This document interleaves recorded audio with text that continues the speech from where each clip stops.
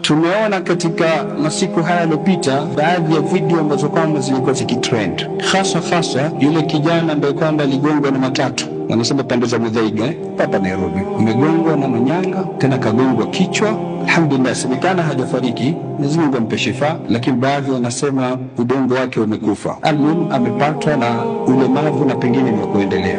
Yote kwa jina la nini?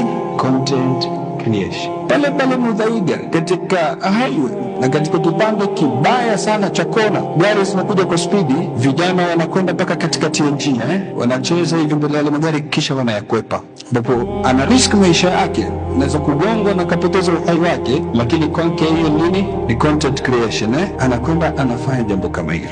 La kusikitisha zaidi, kijana anatengeza content, anarekodiwa. Content yenyewe ni gani? Binti wa watu akipita ama msichana wa watu akipita anamshika makalio, hiyo anaita ni content, kisha inakwenda inawekwa katika mitandao ya kijamii. Harassment anasema ni content. Mwingine akipita binti ya watu anamhug kwa lazima.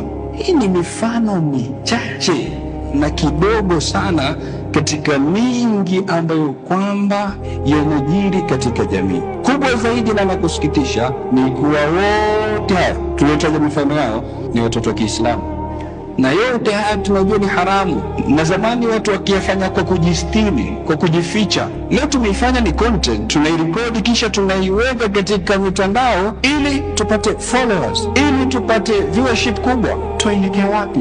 Na si mwingine, ni ndugu yangu mimi na wewe, mtoto wangu mimi na wewe, kwa simu tunayonunulia mimi na wewe, na kwa data ambayo kwamba tutawekea mimi na wewe. Mabinti zetu wangapi wa Kiislamu ambao kwamba wanajirekodi nusu uchi wakijiweka katika mitandao? Kwa nini? Kwa sababu apate comments kwanza nzuri, umependeza, wanawili, apate followers, apate likes, apate zote hizi ambazo kwamba tuzitaja. Ni wangapi katika mabinti zetu wa Kiislamu ambao kwamba wanakata kiuno, wakicheza kata kiuno kisha wakiweka katika mitandao ya kijamii? Ni wangapi katika mabinti zetu wa Kiislamu wanafanya harakati za mapenzi ya jinsia moja, usagaji, wanajirekodi kisha wanaweka katika mitandao ya kijamii? Sasa yote haya ya haramu yanafanywa kwa hujja ya nini? Content creation, kutengeza content. Swali linakuja hapa, ni ipi mipaka ya kisheria? Ama hakuna mipaka, mtu anaweza kufanya lolote